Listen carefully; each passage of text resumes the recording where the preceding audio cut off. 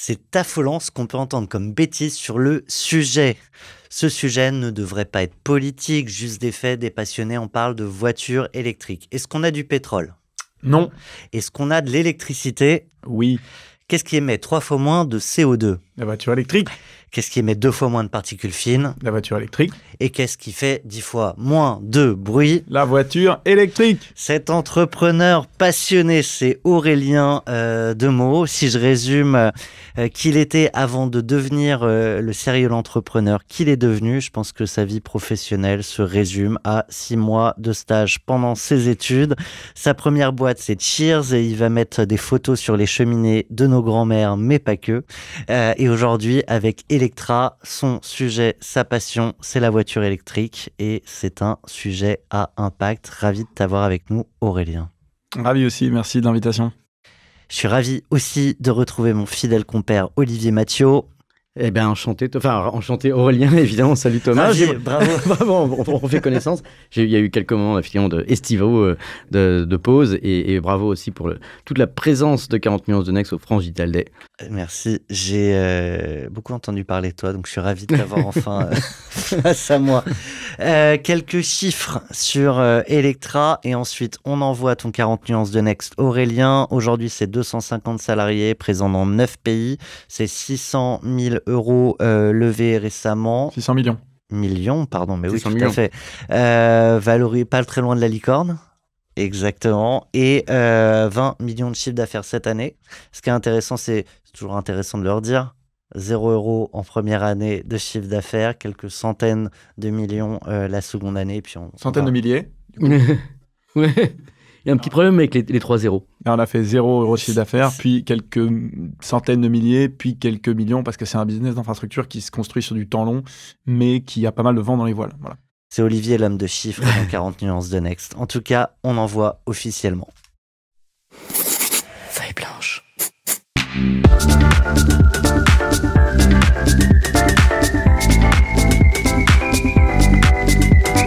« 40 nuances de Next ». Aurélien, on va peut-être faire un peu différemment. Comme tu le sais, avec Olivier, on aime bien comprendre qui sont les hommes, les femmes derrière les boîtes. Avec Electra, c'est un boulevard devant nous et 10 000 sujets. Si on revient un peu en arrière, je l'ai évoqué, tu as l'aventure Cheers que tu as montée avec Antoine Lecomte et que vous allez revendre. Oui, tout à fait. On a vendu la boîte en 2018 à un groupe allemand qui s'appelle COE. Et donc, moi, je suis resté ensuite 3 ans pour assurer la transition. Et puis derrière, Electra. Tu me le fais très court. Mais un peu plus long, en fait, on a compris que tu avais été... c'est quasiment ton premier job, en fait, finalement. Tu as commencé peut-être comme stagiaire, c'est ce que tu as évoqué. D'accord. Non, mais c'est intéressant, c'est parce qu'on essaie d'enclencher cette rampe de la vocation entrepreneuriale chez toi qui a commencé très tôt. Et donc, effectivement, donc moi, je rencontre Antoine à l'école. On était tous les deux à l'UM Lyon et on s'est dit, on s'entendait très bien. Et on avait envie de monter un truc ensemble. Et on était en 2010 à ce moment-là. Et donc, c'est le moment où on partageait tous énormément de photos sur Facebook, sur Instagram, sur les réseaux sociaux. Et nous, on se dit, en fait, c'est quand même sympa parce que toutes ces photos, elles sont partagées en ligne. Donc, on n'a pas besoin d'aller demander aux copains une clé USB, de les récupérer à droite à gauche. On peut déjà y accéder. Donc, on va créer une API Facebook qui va ensuite permettre à tout un chacun, s'il est ami avec la personne, d'accéder à toutes les photos qu'ils ont en commun. Donc, c'est né de là. Ça n'a pas marché du tout. Donc, on a passé 1 an et demi vraiment à galérer. À la fois pour des problèmes de site internet qui ne fonctionnaient pas. On avait un site qui était vraiment pourri. Et aussi parce que les gens imprimaient les photos Facebook, ça les intéresse moyennement. Il y a une chose que tu nous avais dit aussi, c'est que... Enfin, je me permets de t'interrompre, mais c'est pour... ce qui est intéressant dans les vocations entrepreneuriales, il y a des gens qui ont vraiment envie d'entreprendre. Ça semble être ton cas. Tu as dit que voilà, dans la banque, tu t'ennuyais ferme. On passera plus de temps à parler d'Electra, mais il y avait aussi le sujet de est-ce que tu es passionné ou pas par le sujet qui t'intéresse en tant que tel. C'est une question parce qu'on peut être passionné par l'entrepreneuriat en général, par une thématique, par exemple le e-commerce, qui était un de tes cas, ou aussi voilà, les sous-jacents industriels ou autres, ce que tu fais sur lequel on reviendra. Et est-ce que c'était un moteur pour toi? Quel était le moteur principal d'abord et puis ensuite maintenant peut-être? Ouais, le moteur principal, effectivement, c'était de monter un business avec Antoine, avec qui on avait une grosse complémentarité, on avait envie de lancer un truc, de faire ça sur Internet parce que c'était ça qui nous intéressait, de faire quelque chose autour du B2C parce qu'on aime le B2C tous les deux. Et d'ailleurs, c'est toujours ce qu'on fait chez Electra. Donc, c'était vraiment tout ça qui nous motivait et qui nous a lancé à l'époque plus qu'une passion viscérale pour la photo, c'est vrai. Et ce qui est effectivement une des différences avec Electra, c'est que je suis profondément très picousé du sujet de la voiture électrique, qui embarque énormément de choses sur la transition énergétique en général, mais aussi sur le sujet des batteries, de la pollution de l'air, du climat, etc. Et du pouvoir d'achat. Du pouvoir d'achat, de la mobilité, de la technologie, enfin c'est vertigineux.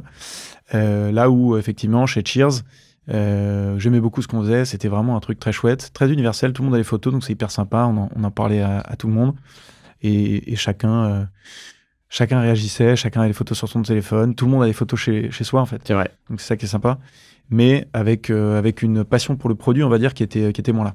D'accord. Qu'est-ce que tu retiens des années Cheers que tu as remis dans la boîte d'après?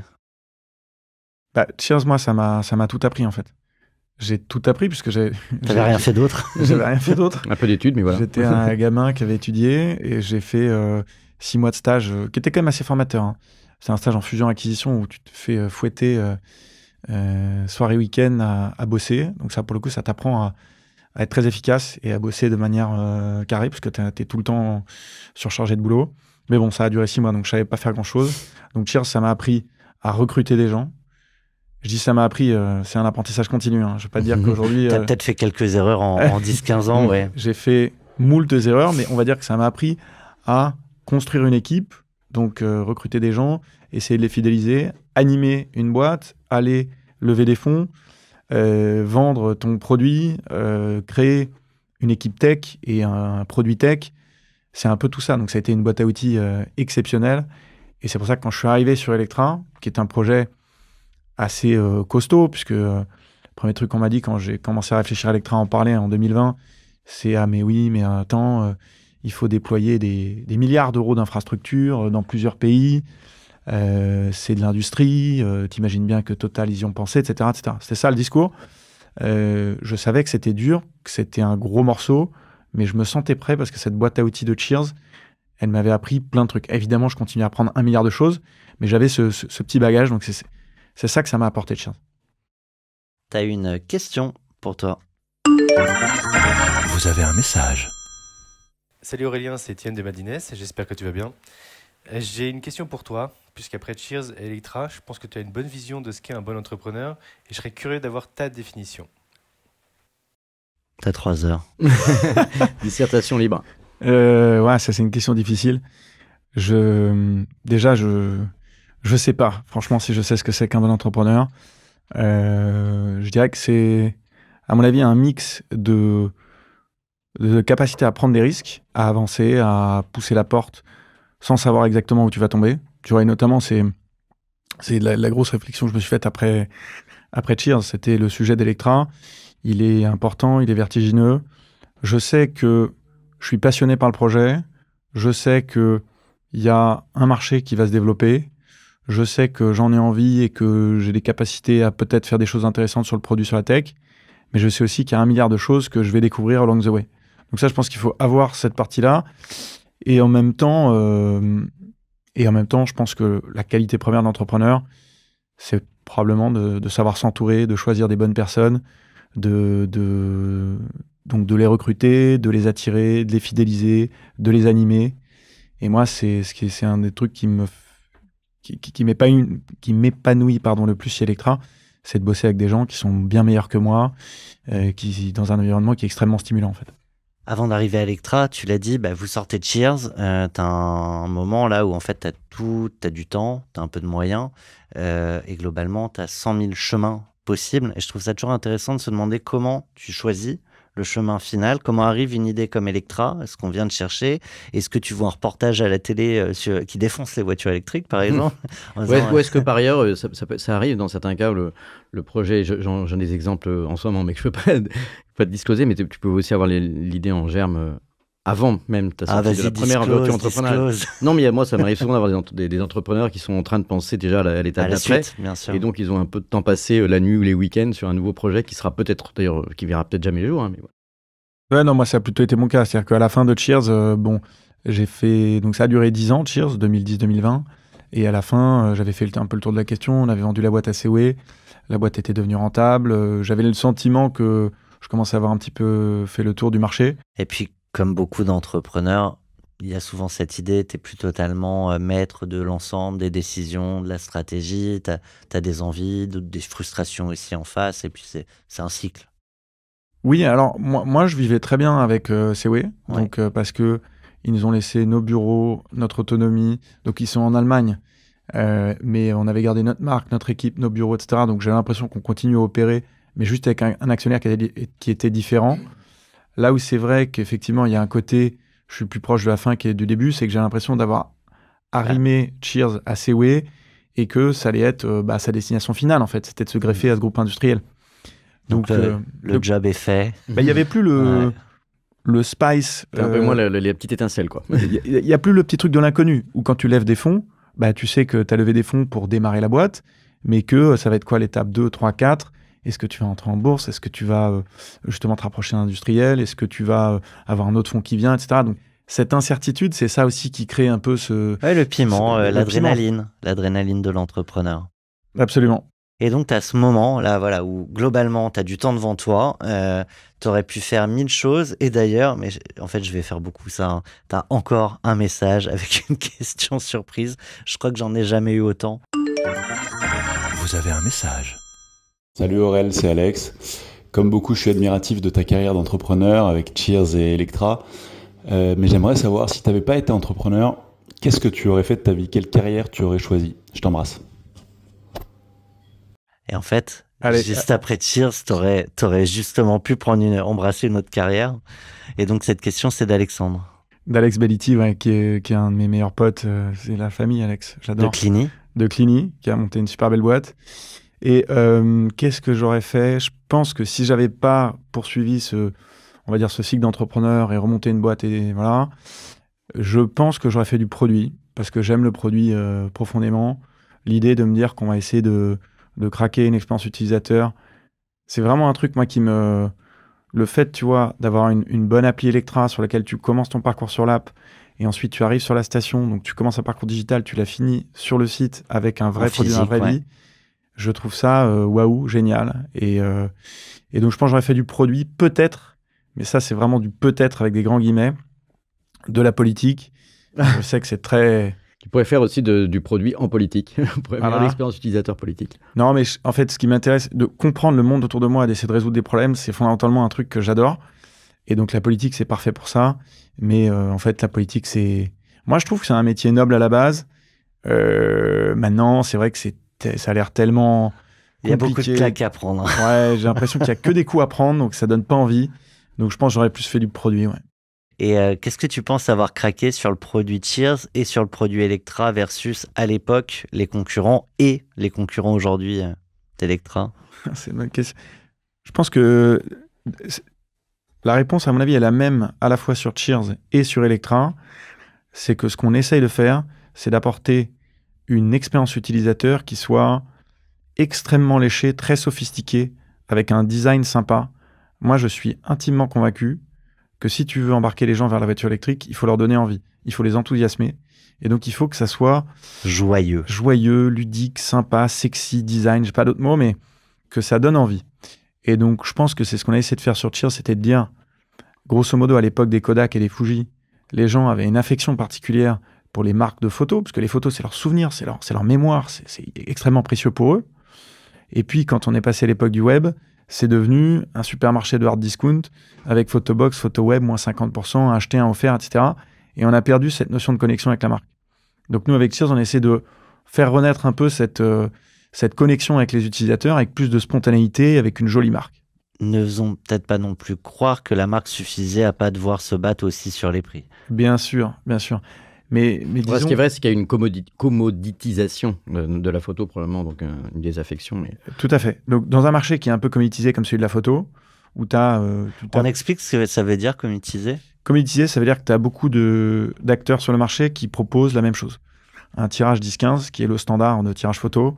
En marketing, souvent, on dit ça, quand ça devient une commodité, ça veut dire qu'il y a une banalisation de ton offre, donc ça devient très difficile de différencier en dehors du prix, d'une part. Et quand ça devient très générique, très souvent, ce qu'on appelle le taux d'implication, pour entrer dans un truc un peu plus technique d'un consommateur, est moins fort. C'est-à-dire dans son choix, il n'y a pas beaucoup de différence entre Ce qui était un des problèmes d'ailleurs dans les voitures à essence, toutes les stations les stations Service. comme Total, les stations-service comme Total, ils avaient fait à une époque dans les années 90 qui disaient vous ne viendrez plus chez nous par hasard parce que c'était justement de la commodisation, c'est-à-dire je cherche de l'essence, je vais n'importe où, à partir Il faut de l'essence. mon aiguille, ma jauge, voilà, et donc du coup. Je pense que quand tu reviens sur les voitures électriques, qui sera notre sujet principal aujourd'hui avec toi, forcément, il y a une forte implication qui revient dans l'acte d'achat, dans l'expérience, etc. Et du même coup, de la tension autour de ça, qui est quand même plus intéressant souvent pour les hommes de B2C. Donc la question fondamentale, c'est comment est-ce qu'on se différencie en fait. Ouais. Et la différenciation, évidemment, c'est pas que ça. La marque, l'expérience utilisateur, le produit, l'UX, l'UI, le parcours utilisateur.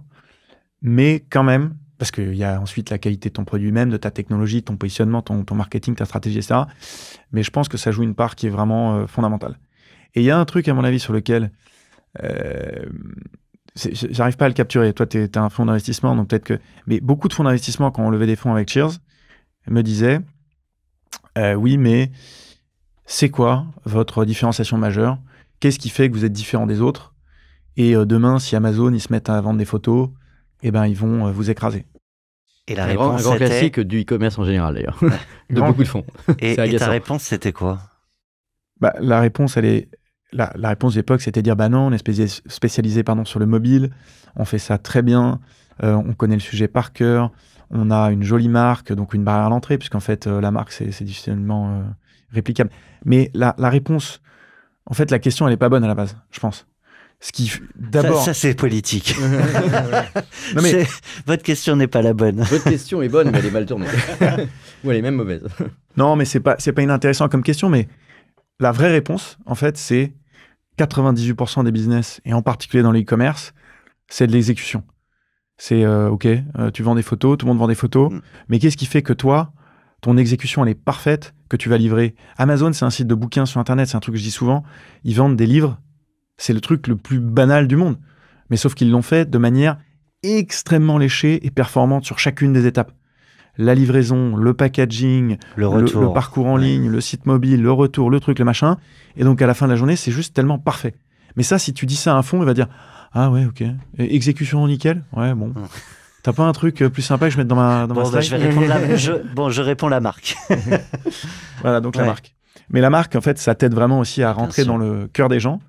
Et pour faire du B2C depuis 15 ans, il y a un truc dont je suis convaincu, c'est que les gens ne choisissent pas. Ça, c'est comme en politique pour le coup, ils choisissent pas avec leur tête, mais ils choisissent avec leur cœur. Personne ne lit les programmes politiques. Tout le monde se dit, lui, il a l'air sympa. Les programmes politiques, en général, ne viennent que confirmer leurs intuitions. Et personne ne lit l'intégralité d'un contrat sur une borne ou sur... Surtout pas les small print. Ouais. Donc les gens, en fait, ils vont pas avoir un tableau Excel avec les 25 opérateurs de borne, la comparaison des prix, des puissances de recharge, de taux de fiabilité, etc. Ils vont juste se dire, bon, Electra, c'est bien, je les ai vus. Ça a l'air sérieux. Ça a l'air sérieux, cool, sympa. Donc c'est un mix à la fois de sexy, réassurance, fiabilité, et je vais faire confiance à cette marque. Voilà, moi je pense que je voulais entendre le mot de confiance quand même, parce que je pense que dans tous les sujets, en tout cas dès qu'il y a un peu d'implication, ou pas d'implication, parce qu'on parlait de commodisation, à partir du moment où il y a de la confiance, c'est le contrat de base de la marque. Et je pense que le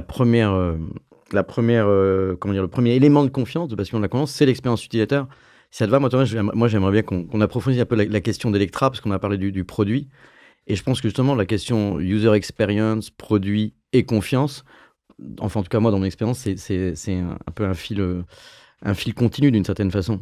Et donc je me posais la question, quand tu passes de Cheers pour faire la transition avec toute ton expérience, et que tu vas vers Electra, tu as plus de passion, comme tu le disais, pour le produit en tant que tel, tout ce qu'il implique, transition écologique, technologie, etc. Et avec aussi l'idée que le produit vraisemblablement t'intéressait beaucoup. Et selon toi, du coup, quel était le problème que tu cherchais à résoudre au début d'Electra? Quelle est l'entrée? Alors nous, ça c'était très simple, c'était qu'en fait, à un moment donné, donc on est en 2020, là moi je me dis en fait, voilà, il faut décarboner absolument les transports. Les transports, c'est 30% des émissions de CO2 en France, et donc il faut électrifier les transports. Bon, pour électrifier les transports, il faut des voitures. C'est les transports en général qui font, j'ai plus les chiffres en tête, mais les 30%, c'est tous les transports. C'est l'ensemble des transports en France. Donc c'est, de toute façon, ce qu'il faut voir, c'est que l'ensemble de la mobilité motorisée en France, à 95%, à part le train, en tout cas une grande partie du train, tout tourne au pétrole. les bateaux, les bus, les avions, les camions, les voitures, les motos, tout tourne au pétrole. Et du pétrole, comme on a dit tout à l'heure, on n'en a On pas. n'en a pas. Alors que d'électricité... Mais on a Electra. Non, on a surtout, Ça rime. le premier outil de production d'électricité en Europe, avec une électricité qui est décarbonée, qui est pas chère, et un réseau qui fonctionne très bien. Donc ça, c'est fabuleux. Donc en fait, on peut avoir quelque chose qui est complètement décarboné, qui est moins cher et qui est beaucoup plus vertueux pour le climat. Donc c'est intéressant. Quand je t'entends militer avec des... non, mais c'est des phrases fortes et tu y mets beaucoup de conviction. Il y a encore besoin de faire entendre à quel point c'est un sujet important. Enfin, j'ai l'impression à t'entendre... je sais pas, j'avais le sentiment qu'on allait tous vers de l'électrique pour 2030, qu'il n'y avait plus de sujet et que c'était là. Il y a un sujet peut-être déjà réglementaire, l'évolution et comment la réglementation peut pousser, aider ou pousser ou subventionner ou forcer ou contraindre. Oui, alors, pour répondre à ta question, c'était, on va dire, acté, puisque en fait, la loi qui interdit les motorisations thermiques en 2035, elle date de 2022 et elle a été entérinée en 2023. Bref. Donc, à un moment donné, tout le monde s'est dit, bon bah voilà, l'industrie automobile est partie dans cette direction, la législation a fixé un cap. Je précise une chose importante, l'Union européenne n'a pas forcé les gens à passer électrique. L'Union européenne, et vous pouvez tous aller regarder l'article de loi, dit simplement, on ne pourra plus utiliser des moteurs thermiques. Mais si vous voulez faire autre chose, pas de problème. Ce qu'on veut juste, c'est que ça soit pas émetteur, ça soit pas émissif. Ouais. Donc si vous voulez faire de l'hydrogène, que sais-je, etc. Et il se trouve que le modèle des voitures électriques à batterie est en fait le truc qui est en train de le plus avancé, le plus abouti et le plus efficient. Donc on est en train d'aller dans cette direction et l'industrie automobile a pris cette direction-là. Mais depuis les élections européennes, donc qui étaient en juin cette année, il y a à nouveau une remise en cause un peu de « Ah mais pourquoi est-ce qu'on a fait ce choix-là ? C'est Bruxelles qui nous impose de le faire. En fait, les Chinois vont nous manger des parts de marché, etc. etc. » C'est quoi tous les arguments réels, honnêtes ou parfois malhonnêtes justement qu'on peut entendre, et je trouve ça intéressant, d'autant plus maintenant qu'on diffuse sur YouTube, où dès qu'on fait un sujet impact, on se retrouve avec des commentaires de tu sais pas d'où ça sort, mais je trouve ça intéressant d'entendre et de montrer que c'est entendu et peut-être d'essayer d'y mettre de la nuance ou de la raison. De la nuance, bien sûr. Alors j'adore que tu parles de ça, pas parce que c'est le nom du podcast, mais on manque de nuance. On est devenu, je trouve, un peu radical. On veut que les choses soient blanc ou noir, alors que c'est pas le cas. Et est-ce que tu sais pourquoi ça, dans ton secteur en particulier, hein, pas pour faire une dissertation de philosophie, mais pourquoi il y a des positions aussi arrêtées ? Est-ce que c'est parce qu'il y a un problème des journalistes qui sont pas assez bien informés ou qui vont trop vite, ou est-ce que c'est parce que vraiment, j'aimerais en parler un peu plus, un problème de lobbying des fabricants, pas forcément des fabricants de voitures, mais aussi d'eux, tout au long de la chaîne, qui ont plutôt intérêt à faire des fake news ou à transformer un peu la réalité ? T'as un sujet de lobbying initialement, qui ensuite a été relayé par des journalistes qui, effectivement, je pense, connaissent pas ou peu le sujet. Et je dis ça sans aucun jugement, mais en France, il y a 1 million de voitures électriques pour 39 millions de véhicules légers. Donc, il y a 2,5% des gens qui ont une voiture électrique. Donc, les journalistes, à 98%, ils roulent en voiture thermique.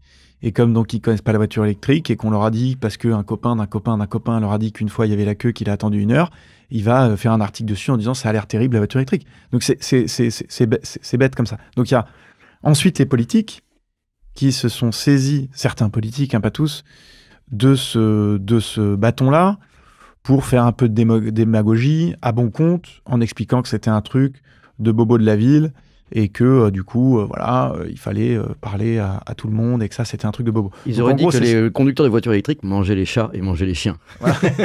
donc ça, tu me demandes d'où ça vient. J'essaye de te répondre, je suis pas sûr que ça soit exactement ça, mais je pense que c'est quand même à peu près comme ça que ça s'est construit. Et le problème, c'est que comme on disait chez Cheers, on n'a pas deux occasions de faire une bonne première impression. Ouais. C'est vous qui l'avez inventé même. J'aimerais bien te dire que... Ouais, c'est une très bonne phrase toujours. Et du coup, ça veut dire que la voiture électrique, malheureusement, elle est un peu partie du mauvais pied. Avec une mauvaise image, donc un peu boboisée, un peu chère, pas forcément démocratique et pas forcément complètement décarbonée. Enfin, forcément, elle n'est pas décarbonée, c'est impossible, mais on a toujours mis en doute le fait qu'en prenant le cycle de vie complet de la production de la batterie et du recyclage, etc. Donc pas seulement le kilomètre effectué, mais vraiment l'ensemble du cycle de vie, que finalement ça se valait, alors que ce que tu dis, c'est que ça se vaut pas. Ça me permet de rejoindre une des questions qui était, la nuance. Si on va faire la nuance, ça c'est l'argument le plus fallacieux et le plus faux de tous les arguments contre la voiture électrique, c'est de challenger en disant « Ah non, mais une voiture électrique, en fait,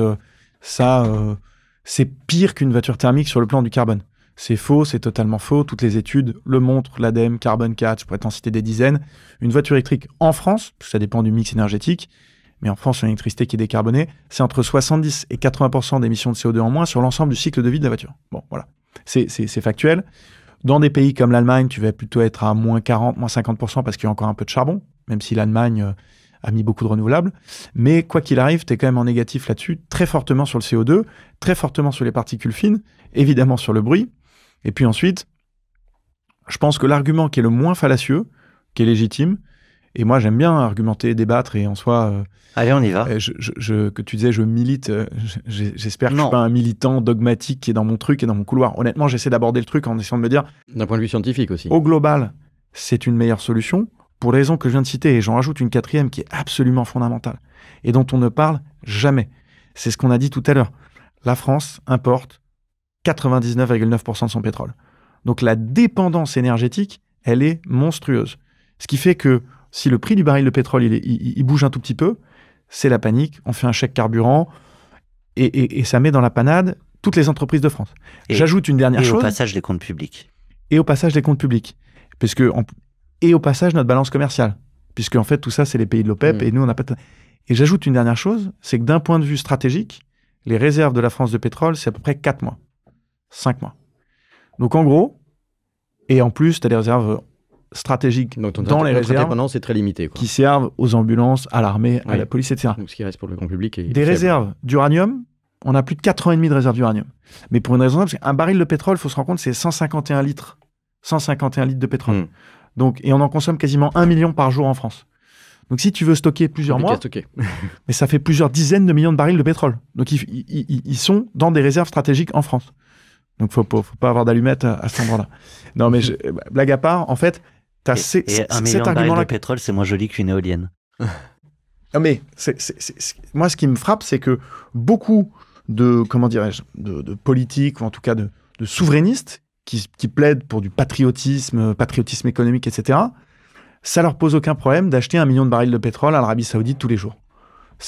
Je vulgarise parce qu'évidemment on n'achète pas tout à l'Arabie Saoudite, mais grosso modo, d'acheter des barils de pétrole qui sont forés à des milliers de kilomètres de là, les ramener, les raffiner, ça leur pose pas de problème. Donc ça c'est un sujet. L'argument, qui est un peu moins fallacieux, qui est totalement légitime, et il y en a des arguments, c'est de dire oui, les batteries aujourd'hui, elles sont faites à 90% en Chine.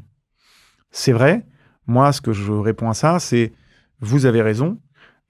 Maintenant, ce qu'il faut, c'est qu'on arrive. On est en train d'en produire en France. On a reçu en France et en Europe. On a reçu Benoît Leménian aussi avec Benoît Vercors, que je connais bien, qui est un projet formidable. Lui, il va faire un gigafactory à côté de Dunkerque, là, dans la vallée un peu électrique. Tu as Prologium, tu as ACC, tu as Northvolt. Il y en a plein. Alors oui, c'est difficile. Oui, il y en a qui vont se casser la gueule, etc. Mais ce que je sais, c'est que des batteries, on va en avoir en Europe, on va en fabriquer, mais du pétrole, on n'en aura jamais, en fait. On peut espérer attendre quelques millions d'années, ou alors on peut faire des batteries ici, en France. Et l'autre truc, quand même, qui est frappant, c'est parce qu'on... Ça, pour le coup, c'est un argument qui n'existe pas, qu'on me dit, il y a des terres rares. C'est pas vrai, en fait. Le lithium, c'est pas une terre rare. Et by the way, du lithium, on en a en France. Et c'est un métaux rare, non? C'est pas... Le manganèse, c'est pas une terre rare. Le nickel non plus. Et soit dit en passant, on est en train d'évoluer de technologie, sans être un peu technique, mais NMC, nickel, manganèse, cobalt, vers du LFP, lithium, fer, phosphate, qui est beaucoup plus abondant et effectivement beaucoup moins rare. Donc, il y a ce sujet-là, les métaux, que j'entends, qui est important. Il faut qu'on s'assure d'avoir le bon approvisionnement par rapport à notre souveraineté. Et en même temps, je vais vous dire, première nouvelle, dans n'importe quelle voiture, il y a du cuivre, il y a de l'aluminium, il y a du fer. Et guess what? En fait, ce fer, ce cuivre, cet aluminium, il n'est pas en France aujourd'hui, en fait. Oui, le cuivre, il vient beaucoup d'Amérique du Sud. Donc, je pense la voiture électrique... Pardon, du coup, là, tu m'as lancé. Ah non, mais ça me va. La voiture électrique... mais ça permet de poser un contexte. C'est une chance inouïe de relocaliser et de dire, on a grosso modo déplumé totalement la production industrielle de voitures, d'industrie automobile en France. On produisait 3 millions de voitures en France en 2005, on en fait 900 000 aujourd'hui. Donc on a délocalisé en Turquie, au Maroc, en Slovaquie, en Roumanie, en Espagne, partout. Et là on nous dit, ah mais avec la voiture électrique, du coup on va délocaliser. Non, c'est pas ça l'histoire. C'est qu'on ne fait que délocaliser depuis 20 ans Et que là, on a justement l'opportunité, avec une nouvelle technologie et avec une valeur ajoutée autour des batteries, de relocaliser. Et c'est le plan qu'on a en France, qui est de produire 2 millions de voitures électriques à horizon, je sais plus si c'est 2027 ou 2028. C'est justement une opportunité de relocaliser. Voilà pour le contexte. Maintenant arrive un entrepreneur que tu es qui va décider de monter Electra. Donc je reviens un tout petit peu en arrière. On a compris les problématiques, on a compris l'enjeu, on a compris les opportunités. À quel moment tu débarques dans cette aventure, dans ce secteur c'est quoi la petite étincelle? Je reviens parce qu'on a beaucoup de gens qui nous suivent, qui se lancent ou qui cherchent l'idée aussi souvent de business.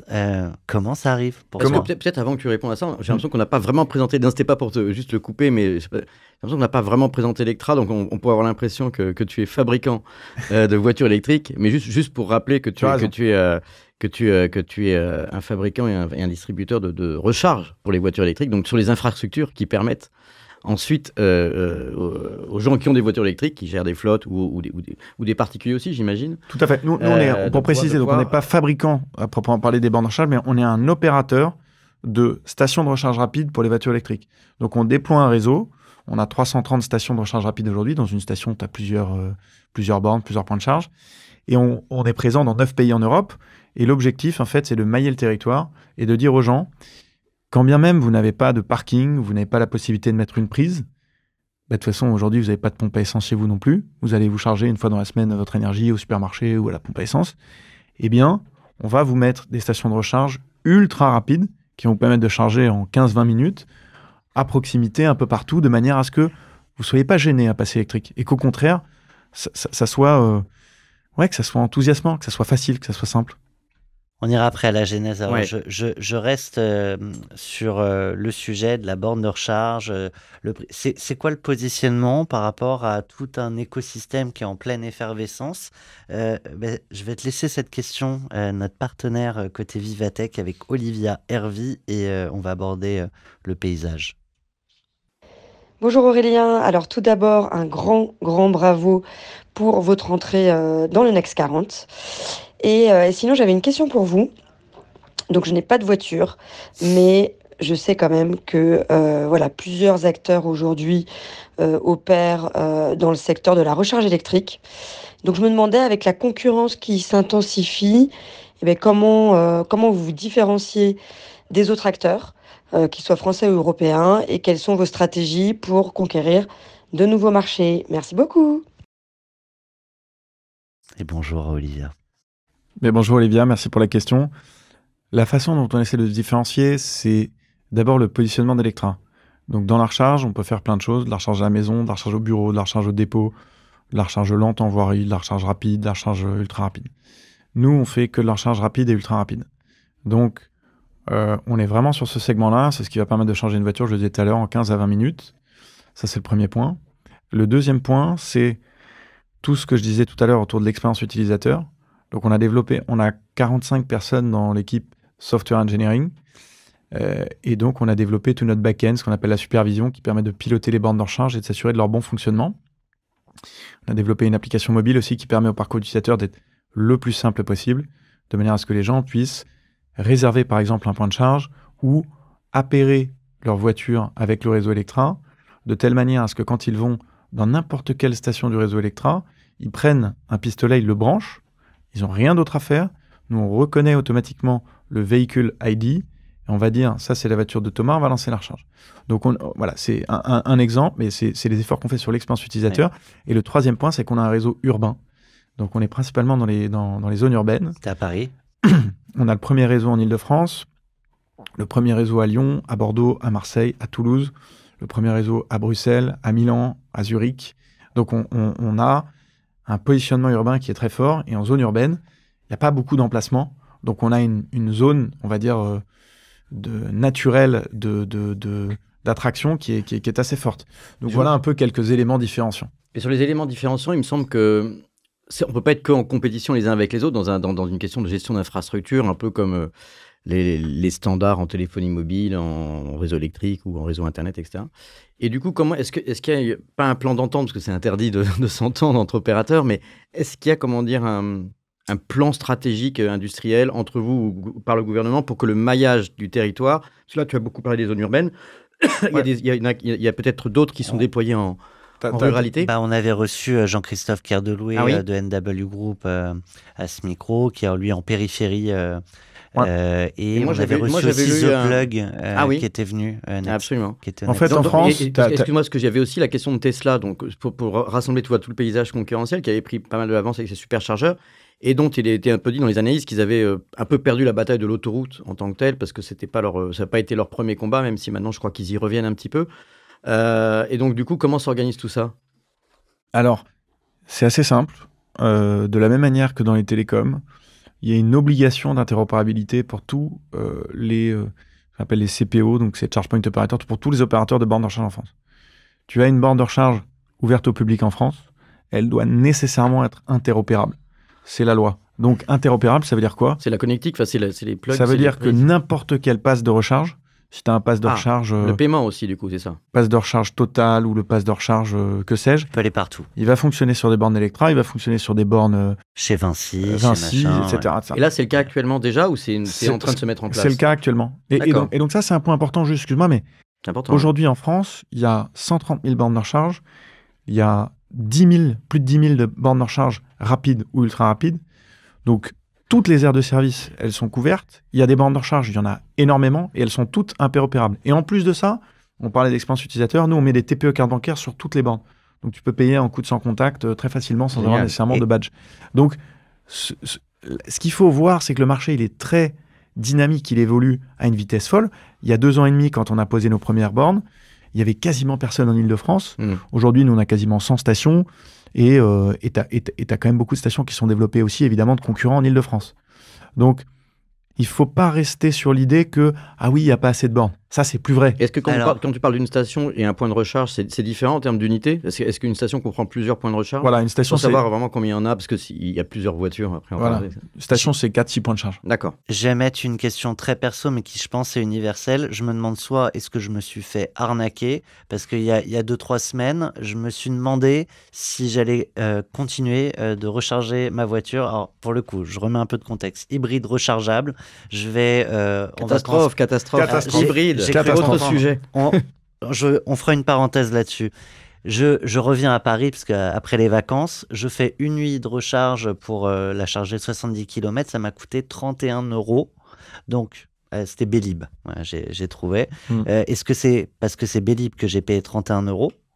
Parce que sinon, soit 31 € les 70 km/h, là avec un prix comme ça, 70 km. D'autonomie, oui. D'autonomie, pardon. Alors, je vais te donner le prix que ça te coûte de faire 70 km chez Electra. Donc, 70 km pour une voiture électrique, en gros, c'est 10 kWh. Ok. D'accord? Le prix chez Electra, il est à 50 centimes. 50 centimes, 10 kWh. Ça coûte 5 balles. Ça coûte 5 €. Donc, ça te coûte 5 €. D'accord? Le point qui est important, c'est que c'est chaque opérateur qui fixe son prix. Donc là, en l'occurrence, c'est Bélib qui le fixe. Mais c'est-à-dire que si je suis chez Electra ou chez un autre, avec l'interopérabilité, c'est le prix Electra. Bien sûr. Tu peux acheter chez n'importe qui, puisque c'est pas comme une minute de téléphone. Je veux juste reprendre... Si quelqu'un de Bélib nous entend, je veux des réponses. Alors, je vais te prendre le truc dans l'ordre. Bélib, donc c'est Total, qui opère ce réseau. Et Total, ils ont une politique tarifaire. Et dans leur politique tarifaire, ce qui est sûr à 99%, c'est qu'ils t'ont pas facturé 31 € pour de l'énergie, mais ils ont dû facturer un petit peu pour de l'énergie et beaucoup pour du stationnement, parce que si tu es resté scotché à la bande toute la nuit et que c'était pas prévu, parce que sans doute que tu peux prendre une option pour rester toute la nuit chez eux, je connais pas leur truc, mais ça doit être comme ça, à ce moment-là, tu as des pénalités qui sont à la minute. Chez Electra, c'est pareil. Okay. Faut qu'ils se mettent sur le produit alors, parce que c'était pas clair. Exactement. Est-ce que tu as utilisé les toilettes à côté? Est-ce que tu as discuté avec quelqu'un? Enfin, voilà, tout ça, c'est du temps.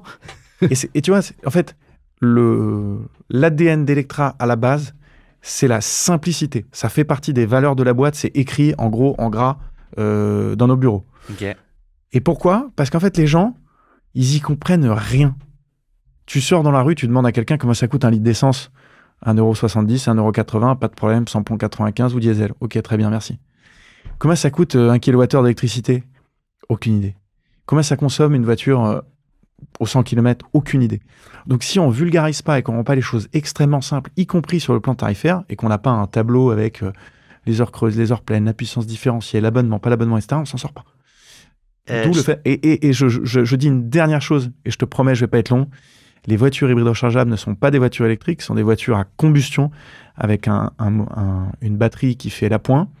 Et il ne faut pas les amalgamer avec des voitures électriques, puisqu'en fait, les voitures hybrides, c'est prouvé, c'est documenté, ont des émissions qui sont 3 à 4 fois supérieures à ce qui est annoncé.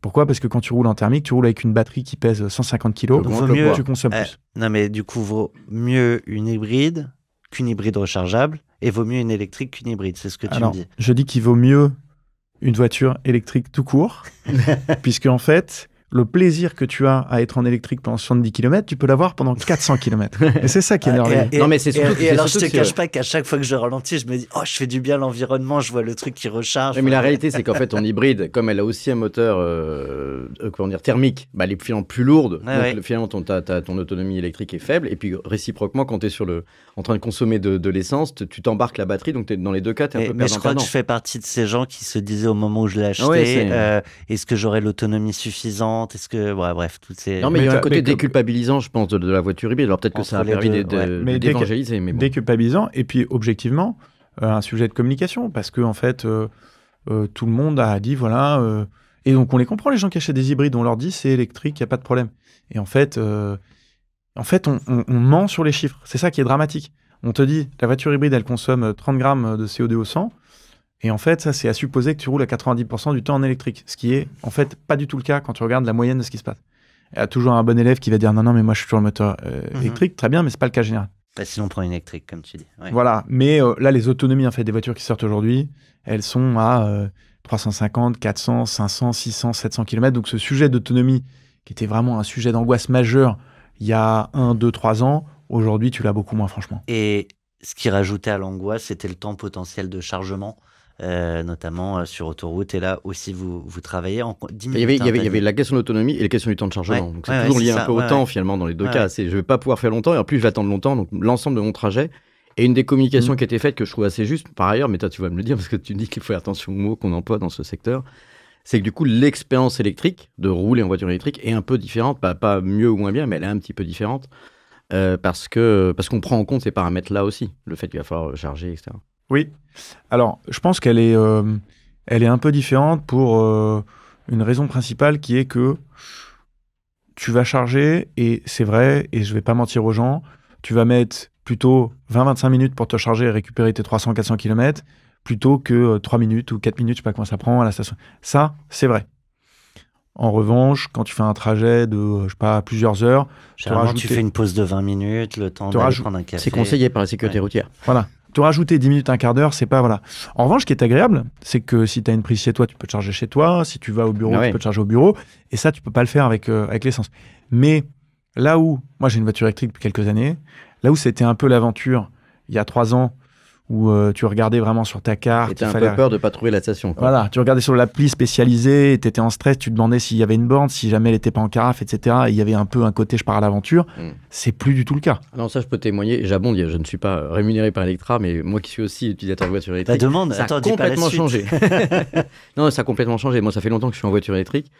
Et ça a vraiment changé radicalement. On ne se pose plus la question. Tu peux partir même aller en montagne ou dans, tu vois, je sais pas... ou au bord de la mer, en vacances, dans les zones périurbaines, urbaines, etc. C'est incroyable maintenant la densité, y compris dans la ruralité, les villages. Très souvent, je ne sais pas si c'est les mairies qui ont été contraintes ou si ça a été un plan d'attractivité des maires en ruralité. Il y a toujours maintenant une station de recharge sur la place du village. Absolument. On revient un petit peu en arrière du coup sur la genèse et comment tu débarques dans ce projet. Alors, comment je débarque dans le projet je reviens sur la genèse de l'idée au-delà. Ouais. Comment je suis tombé dans ce truc-là ? C'est assez simple en fait. J'arrive en bout de cycle un peu, donc 10e année que je suis chez Cheers. Je sens que j'ai fait le tour de la question. Je sais que je veux aller dans la mobilité parce que j'adore ce sujet. Donc c'est un sujet qui me passionne. J'adore. J'ai vu ce qui s'est passé dans la mobilité avec Blablacar, Uber, les vélos en free floating, Cityscoot, etc. C'est quelque chose qui m'amuse beaucoup, qui m'intéresse beaucoup. Donc, je me dis, prochain projet, je veux faire quelque chose qui m'amuse, que j'aime. Et donc, dans la mobilité, je commence à parler à pas mal de monde. Et assez vite, je me rends compte qu'en fait, il y a une transition vers l'électrique majeure qu'il faut opérer, qu'il faut la faire très vite. Et que dans cette affaire, ce qui pose problème, c'est la recharge. Et moi, je me dis, la recharge, on va la prendre par le bout de faire un truc rapide et tout. Et donc, en fait, je commence à m'intéresser. Plus je m'intéresse, plus j'y passe du temps. Je passe 2 heures par jour, puis 3 heures par jour, puis 4 heures par jour. Je lis plein de trucs, je parle à plein de monde. À chaque fois que je vais voir quelqu'un, je suis hyper excité. Le soir, j'arrive pas à me coucher parce que je lis des trucs. Et je me dis, mais en fait, c'est bon, t'as la piqûre t'es picousé, vas-y, fais ça. Parce que au moins, quand tu démarres un projet entrepreneurial, franchement, à moins d'être un peu zinzin, tu sais que t'as quand même une chance de le planter. Il faut être raisonnable. Surtout quand tu démarres de zéro, feuille blanche, tu te dis, il y a quand même une chance que ça merde, mon truc. Mais au moins, je vais apprendre, découvrir un univers qui est génial et qui me passionne, et je vais y mettre tout mon cœur parce que j'adore ça.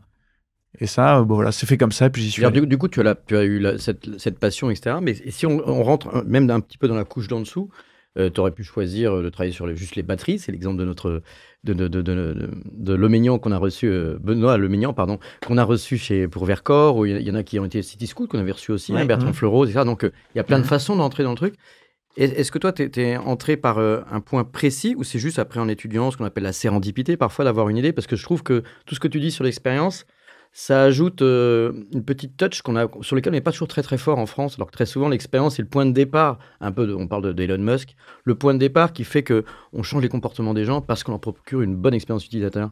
C'est hyper intéressant que tu poses la question, parce qu'en fait, moi, ce que j'aime, c'est le B2C. Donc j'aime justement cette partie produit, expérience utilisateur, c'est vraiment le truc qui m'anime beaucoup. Donc je savais que je voulais faire du B2C, et j'ai un respect immense pour ce que fait Benoît, mais tu vois, je pense que j'aurais pas été la bonne personne pour faire un projet industriel comme ça, qui est de nature différente. Donc je savais que j'allais plutôt m'orienter vers quelque chose en B2C, et en même temps, je voulais pas faire que du software. Je voulais vraiment aussi qu'il y ait un vrai produit physique dans la vraie vie, parce que je trouve que c'est ça qui est intéressant. La partie opérationnelle et industrielle m'intéresse beaucoup. Mais c'est pas toi qui les produis, les bornes. C'est moi qui les produis, les bornes. Mais je trouve qu'il n'y a rien de plus fabuleux pour moi qu'une combinaison entre une expérience digitale et une expérience physique in situ, et qui fait une expérience waouh. Je trouve ça génial. Comme City Scoot. Oui. Et donc, je me suis dit, voilà, si on veut avoir un impact qui est un impact le plus fort possible, comment est-ce qu'on peut avoir un impact le plus fort possible? C'est de faire passer les gens à la voiture électrique. Et pour faire passer les gens à la voiture électrique, il faut qu'ils aient des solutions de recharge qui soient simples, qui soient bien foutues et qui soient rapides. Donc à ce moment-là, je reviens, t'es dans tes recherches tous les jours, tu passes de plus en plus de temps. Tu vas découvrir qu'il y a des solutions qui permettent de recharger rapidement, où tu penses qu'elles vont arriver. Et t'as beau avoir une belle aventure entrepreneuriale avec Cheers, que t'as amené jusqu'à la session. Est-ce que, comme n'importe quel entrepreneur avec une idée un peu ambitieuse et malgré toute la motivation, tout l'enthousiasme que tu peux y mettre, en fait, on te dit ça marchera pas, t'y arriveras pas, c'est impossible. Mais bien sûr, mais évidemment. Évidemment. C'est-à-dire que donc on démarre et il faut qu'on lève des fonds. Puisqu'en fait, une station Electra, ça coûte entre 400 et 500 000 euros d'investissement. Donc si on veut ne serait-ce que créer quelques stations, il faut déjà quelques millions d'euros. Tu vois, c'est un métier qui coûte cher. Donc on fait la levée de fonds avec des fonds de venture. Parce que quand t'es quelques cofondateurs avec des slides, les seuls qui peuvent te financer, c'est les fonds de venture. On va voir. Et c'est peut-être plus facile quand t'as le background que t'avais avec Cheers. Ça m'a un peu aidé parce qu'effectivement, je connaissais... J'avais déjà fait quelques levées de fonds chez Cheers, donc je connaissais un peu l'écosystème et j'avais déjà des contacts un peu dans des fonds. Donc je suis tous allé les voir. Mais ça n'empêche pas. Mais ça n'empêche pas de se prendre 99 tartes. 99 tartes parce qu'en fait, il y en a... je vais pas te donner de ratio, mais il y en a une bonne partie qui me dit « Bon, la voiture électrique, t'es gentil. Tu vois, on est en 2020, fin 2020, début 2021. Et le taux de pénétration de voiture électrique, ça doit être genre 3%, tu vois. Donc, et là, aujourd'hui... En 2024, tu as des gens dans ton entourage qui ont des voitures électriques. Tu as peut-être déjà loué une voiture électrique. Tu as un ami d'amis, tu as quelqu'un dans ta famille qui a une voiture électrique à peu près. À l'époque, 0. Donc c'est vraiment... Il y a des gens qui disent en fait, la voiture électrique, on n'est pas sûr. Franchement, puis les constructeurs, ils me parlent d'hydrogène, machin, donc on n'est pas sûr. Donc il y a ça. Et le deuxième truc, qui est l'argument principal des fonds de venture, c'est qu'ils me disent, alors c'est très bien, mais fais plutôt juste la couche de software, de logiciel, et tout ce qui est industriel, là, avec les câbles, les machins et tout, franchement, oublie. Ça, c'est vraiment chiant. Parce que si le venture préfère les logiciels SaaS, etc., avec toutes les infrastructures ou les CAPEX, et puis parce qu'il y a cette notion de capital intensive, c'est-à-dire il faudra investir de plus en plus dans une boîte comme ça. Ça veut pas dire qu'elle ne marchera pas. Je m'inscris en faux avec cette idée. Mais big time, parce que tout ce que tu dis est vrai. Oui, ça coûte de l'argent, mais financer une boîte dans la tech, ça coûte de l'argent. Je veux dire, je regarde les camarades du Next 40, là, Doctolib, Conto, etc. Ils ont levé autant que nous, voire plus, 500 millions, 800 millions, etc. Donc, il faut arrêter de se dire que la tech, c'est magique, tu fais un petit software, t'es partout dans le monde et ça coûte rien. Ça coûte des fortunes, au moins aussi cher que ce qu'on peut faire, nous, dans l'infrastructure. Et ensuite, je trouve, parce que ça a changé, parce qu'on était en début 2021, donc il fallait du B2B, de la fintech, du SaaS, des trucs très, voilà. Aujourd'hui, tout le monde, je pense, se dit, finalement, d'avoir quelque chose ici d'opérationnel, d'industriel, pourquoi pas. Et donc, ce volet opérationnel, on se bouche un peu moins le nez devant et on accepte de se dire, OK, on va pas juste faire du SaaS, on va aussi se mettre dans la vie réelle et on en a besoin pour la transition énergétique. Donc, ça a pas mal évolué et plutôt dans le bon sens. Après, je crois qu'il y a aussi un autre sujet, tant mieux, ça va dans le bon sens. C'est aussi pour ça que nous, on a créé le fonds 2050. Je fais ma petite minute d'auto-promo, parce que c'est aussi pour financer des boîtes qui peuvent avoir besoin d'un temps un peu plus long. Et comme tu l'as dit, c'est le cas quand tu as un peu plus soit d'industrie, soit d'infrastructure, donc d'investissement en CAPEX. Et donc, il y a un concept chez les VC que moi-même, quand j'étais entrepreneur, j'y pensais pas forcément dans ces termes-là, mais qui est le time to money, quoi. C'est-à-dire, tu mets de l'argent et puis quand est-ce que ça va me revenir, en quelque sorte. Et même pas forcément en tant que VC, mais même pour l'entreprise, à quel moment ça commence à générer, etc. Et donc là, on est quand même sur des cycles plus longs. Est-ce que tu le confirmes? Même si ça peut être des montants par rapport à ceux qui sont purement plateformisés, de type Doctolib que tu citais. Oui et non, parce que Doctolib, j'observe que c'est une boîte qui a au moins 10 ans, si je dis pas de conneries. Blablacar, ça fait combien de temps que ça existe? 2009 plus de 10 ans, 2006 ou 7, je crois. Blablacar, c'est une boîte qui a 15 ans. Bon, les VC, ils ont dû investir au bout de quelques années, ils sont toujours là. En fait, il faut tordre le cou, à mon avis, une idée qui est qu'on peut faire une boîte mondiale XXL profitable en 3 ans. Ouais. Ça n'existe pas. Le fameux fast money, c'est un peu un fantasme. Alors, le fast money, ça peut se faire sur un modèle Ponzi dans lequel, entre la série A et la série B, il se passe 3 mois et la valeur a doublé. Ouais. Mais dans la vie réelle, ça n'existe pas. Et donc, à partir de là, oui, l'infra, c'est vrai que c'est un peu plus long. Et puis, nous, on est sur du temps long nécessairement. On signe des concessions de 15 ans, de 20 ans. Donc, il faut se projeter sur le temps long. Mais encore une fois, la bonne nouvelle, c'est que j'ai l'impression que le venture aussi s'est un peu calmé, a fait un peu son introspection et peut-être davantage enclin à financer des projets avec un peu plus d'industrie. Parce que sinon, qu'est-ce qui se passe? Le venture, tu dis, c'est pas fait pour l'infra. Je dis pas que c'est pas fait, mais en tout cas, ils ont des schémas de réflexion de retour sur investissement qui datent du passé. Donc, c'est assez compliqué de projeter des modèles passés sur un futur. Donc, sinon, on a des fonds de venture, tu vois, qui vont avoir un appétence sur le logiciel, sur des choses vraiment très tech. Et à côté de ça, les fonds d'infrastructure qui financent l'infra. Mais le fonds d'infrastructure, c'est des gros fonds qui investissent d'habitude dans des aéroports, dans des lignes de chemin de fer, dans des autoroutes, etc., dans des ports. Donc, ils peuvent pas financer une boîte qui démarre avec des slides avec trois cocos. Ils ont besoin d'un truc qui est un peu plus épais, avec des contrats, etc., tu vois.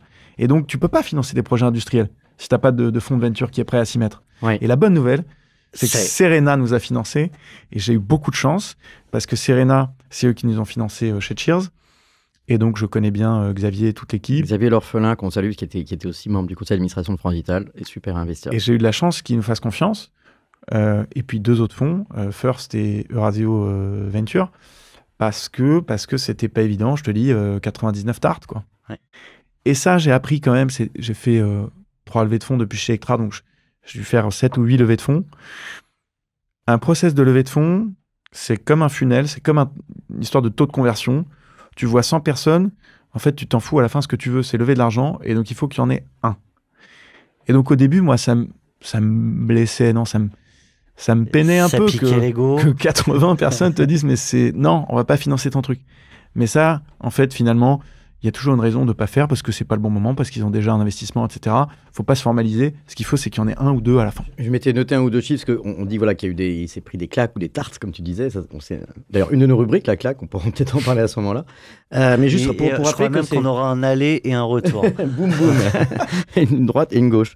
Mais non, juste pour rappeler, parce qu'on a parlé de toutes les levées de fonds, j'avais noté 1 ou 2 chiffres. je crois que c'était 304 millions d'euros cette année, enfin en début d'année. Oui. Et donc ça a porté à 600 millions d'euros le total levé. Et j'avais vu qu'il y avait en 2022 déjà aussi une levée de fonds de 160 millions d'euros. Ouais. Donc au total 600 millions d'euros. Oui. Ça comprend aussi du non dilutif, du Non. crédit, etc. C'est uniquement 100% de l'equity. des augmentations de capital. Donc quoi. ça, c'est exclusivement de l'augmentation de capital avec effectivement... Ouais, donc du coup, enfin, je veux dire, il y a eu des tartes, mais bon, tu vois qu'effectivement, il y avait de l'argent sur le marché. Vous avez su le trouver, bravo.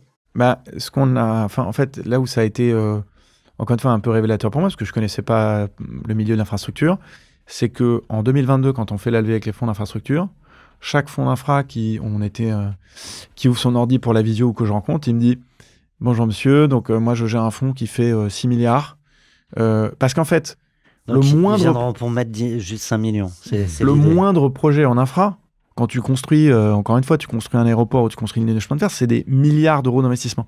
Donc ils mettent des lignes de plusieurs dizaines ou centaines de millions minimum. Et là, je me dis, mais génial ça. C'est des gens qui ont du temps, qui veulent des TRI qui sont raisonnables. Et des poches profondes pour Et qui pouvoir ont des poches continuer et profondes. suivre. Mais, Mais il n'y a pas de mais. Non, il y a pas de mais. Non, Ok. franchement, il n'y a pas de mais. Et du coup, nous, on a un T'es attelage. négatif, Thomas. non, je pensais, je m'attendais. Regarde le D'habitude, je liais- sourire. D'habitude, je vois assez bien le mais arriver. Mais... Non, il n'y a pas de mais. Aujourd'hui, on a des fonds de venture. Serena, on est le chef de file, mais il y en a plusieurs. On a des fonds d'infrastructure et on a un fonds de pension. Et donc, on a un attelage comme ça au niveau de la gouvernance et du board d'Electra qui nous accompagne. Et ils ont tous une coloration différente qui nous apporte beaucoup. On a beaucoup parlé produit, on a beaucoup parlé expérience utilisateur. À quel moment vient l'infra chez Electra? Alors, l'infra, c'est De quoi on parle? thématique Ouais. extrêmement important parce que, en fait, tu peux faire une appli super sympa, etc. À la fin de la journée, les projets industriels qu'on déploie, c'est extrêmement technique. C'est de l'électricité de haute puissance. Donc, on manipule quand même des objets où il y a des notions de sécurité, de régulation. Donc, voilà. Je repose, pardonne-moi ma question, Aurélien, mais pour comprendre, tu m'as dit les bornes, c'est pas moi qui les produis, Ouais. mais c'est toi qui les installes? Ou qu'est-ce que vous faites les opères aussi. Alors, au-delà de l'opéra, ouais, voilà, Je vais parler de Julien Belliato. qu'on avait reçu à Vivatech, d'ailleurs, Julien Belliato, ton qui est associé. voilà, un type fantastique, qui est mon associé, qui lui gère toute cette partie opérationnelle, industrielle, et qui le fait extrêmement bien. C'est un des gros différenciateurs d'Electra.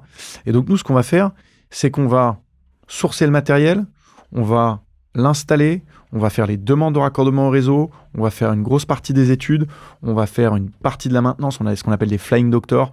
Donc, c'est des techniciens qui se baladent partout pour s'assurer que le réseau est bien maintenu et qu'il n'y a pas de problème de fiabilité. On va s'occuper de la connexion, parce qu'en fait, une borne a besoin d'être connectée au réseau Internet. Mais, même Flying Doctor, c'est marketé. Bien sûr.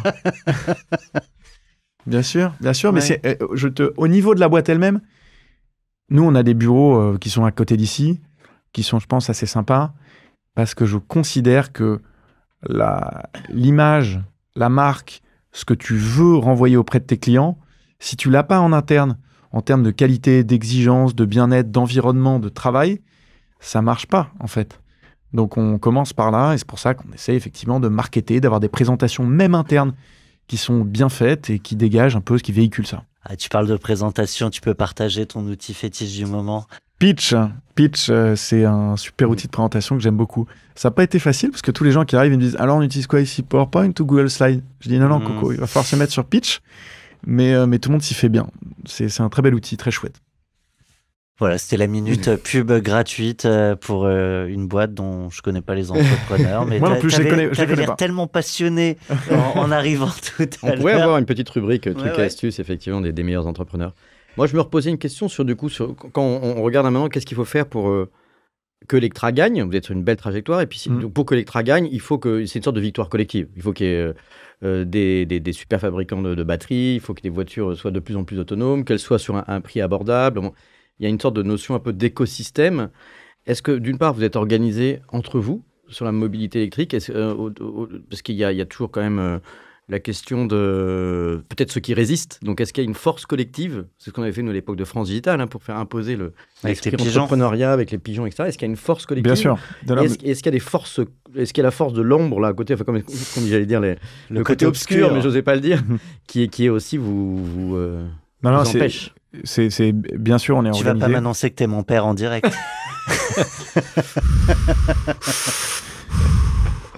c'est un écosystème. Ça, pour le coup, tu as 100% raison. Donc, il faut qu'on travaille avec... tout se tient. Donc, on va gagner si l'écosystème se développe. Et là-dedans, on est organisé un peu comme tous les secteurs. Donc, on est au niveau de Charge Up Europe, qui est une association à l'échelle européenne. C'est beaucoup un sujet, en tout cas, nous, la façon dont on le regarde, c'est que c'est quand même beaucoup un sujet européen. Si on regarde toutes les pénalités CAFE, donc les objectifs d'émissions de CO2 des constructeurs automobiles, les normes et la régulation AFIR sur les bornes de recharge, etc. Ça se passe beaucoup à l'échelle européenne. Et nous, donc, on essaye d'être près de la balle sur ce point-là. On a de toute façon une équipe et des bureaux à Bruxelles. On est un acteur européen par définition, je l'ai dit tout à l'heure.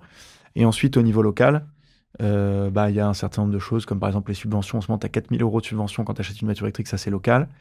Et donc là, on est organisé dans le secteur. Donc, quand tu dis que c'est local, c'est au niveau d'un pays, parce qu'il y a aussi des... Oui, au niveau d'un pays, pardon. Parce que même les collectivités locales, parfois abondent ou autres, je crois, non Ouais, alors nous, on est au plan national. D'accord. On travaille avec l'AVER, on travaille avec différentes associations comme ça, dans lesquelles on va essayer de s'organiser, de se coordonner sur les prix de l'énergie, ou le raccordement au réseau, la compétition, la transparence des prix, etc. etc. D'accord. Comme n'importe quelle filière, mais je trouve que c'est pas trop mal structuré. Pour un sujet qui est un peu... Et pour que cette victoire soit collective, qu'est-ce qu'il faut, selon toi, un peu cocher comme case qui fait que... Donc, tu as le prix d'accès, j'imagine, je te donne quelques éléments parce qu'on réfléchit toujours à la question aussi quand tu es un investisseur comme moi. Il y a la question du maillage territorial pour qu'effectivement l'expérience utilisateur soit la bonne. L'interopérabilité, tu m'as dit qu'elle était déjà imposée, qu'elle existait. L'autonomie de la voiture, et il y a une corrélation, j'imagine, entre l'autonomie de la voiture et le maillage territorial, parce que plus les voitures sont autonomes, grâce aux batteries, disons, à l'efficience énergétique, et plus le maillage est important, plus on a de chances d'avoir des parcours et une expérience utilisateur sympa sur plusieurs heures. Ouais, en fait, le moment où, pour revenir à début de ta question, où je ne vais pas dire on aura gagné, mais où je pense que l'écosystème se sera imposé, c'est quand on aura passé les 50% de ventes de voitures annuelles en France. En France, on vend en moyenne entre 1,5 et 2 millions de voitures. C'est quand la majorité de ces ventes seront en électrique. C'est-à-dire que quand les gens se poseront plus la question et se diront t'achètes quoi comme voiture ? J'achète une voiture électrique. C'est ce qui se passe en Norvège. Tu parles sur les achats annuels, parce que le total du stock, tu avais dit, du parc, c'est 39 millions de véhicules individuels et 1,5 million de voitures électriques, c'est ça ? Alors, le total du stock, le parc roulant en France, c'est 39 millions de véhicules.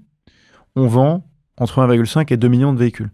Sur ces 1,5 à 2 millions de véhicules légers qu'on vend en France chaque année, tu en as à peu près 20% qui sont électriques. Un peu moins de 20% aujourd'hui. Donc peut-être 300 000, c'est ça ? Donc le jour où je considère, à peu près, le jour où je pense qu'on aura pas gagné collectivement, mais où voilà, ce nouveau mode de transport se sera imposé, c'est quand tu auras 750 000, en tout cas plus de la moitié de ces ventes de véhicules légers qui seront électriques. En Norvège, 92% des ventes sont électriques, et donc en fait, 92%. Les gens se posent plus la question.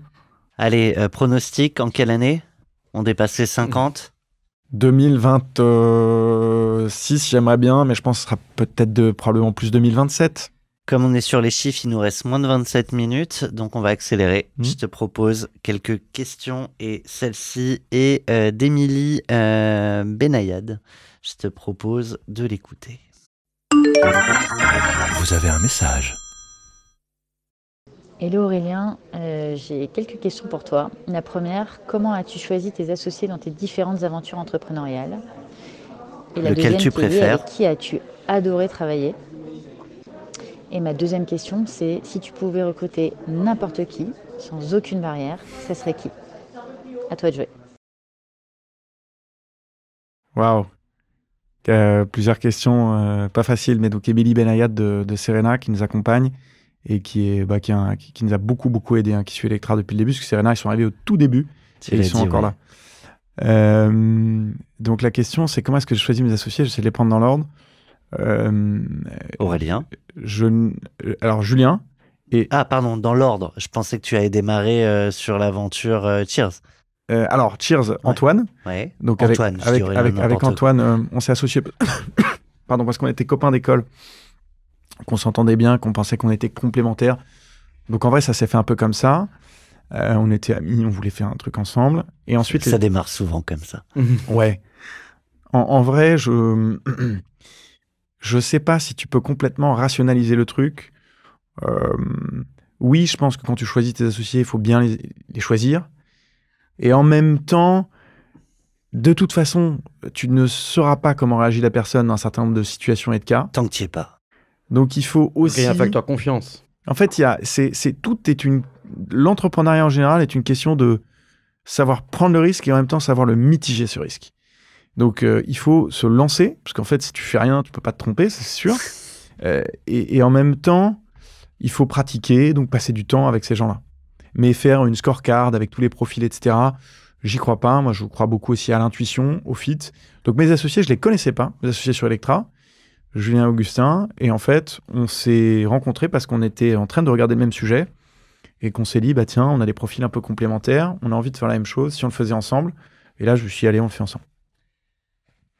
Il y avait l'autre question, deuxième hein. question, voilà, exactement, sur si tu avais pouvoir illimité, qui tu recrutes? Ça, c'est vraiment dur. Je pense que je recruterais un designer exceptionnel qui, tu vois, comment il s'appelle le gars qui était chez Apple, qui est une star du design? J'ai oublié son nom. Je me rappelle plus non plus, mais il y a une star, effectivement. Bref, voilà. Quelqu'un qui a l'iPhone, notamment. Exactement, qui est parti de chez Apple depuis. Bon, on retrouvera. Et quand tu parles de design industriel au sens produit, parce que vous vendez aussi une expérience utilisateur, donc le design qui passe par des interfaces, etc., software, etc. Ouais. Et est-ce que c'est aujourd'hui vraiment au cœur de vos compétences dans les équipes? On a une équipe qu'on appelle Station Design qui s'occupe de designer une station, parce qu'en fait, c'est pas trivial. Enfin, t'as tout le look and feel de la borne, le mobilier urbain qu'on met autour, le transformateur électrique, les places, le painting, on met des électrapoles, donc c'est de la lumière, des caméras, des choses comme ça. Donc tout ça, il faut quand même l'architecturer correctement et le designer. Et donc voilà, donc recruter un designer star qui a une vision du design extrêmement puissante et en particulier qui connaît l'objet industriel. Ça serait peut-être, voilà. Et la ville, parce que vous êtes quand même beaucoup en ville, donc il y a une notion un peu d'urbanisme, j'imagine. Ouais. Tu as parlé d'intuition pour choisir tes associés, et ben c'est justement, il me semble, la question de ton associé Julien. On l'écoute. Vous avez un message. Salut Aurel, c'est ton associé Julien. La question que je voudrais te poser, même si on s'en est déjà parlé tous les deux, c'est quel est le rôle dans la vie d'un entrepreneur de l'intuition et comment tu t'en sers au quotidien? Versus la rationalité. Ouais, moi j'aime beaucoup cette question et merci Julien Julien, je dirais jamais assez à quel point c'est un bonheur de bosser avec lui. Je pense que l'intuition est beaucoup sous-estimée.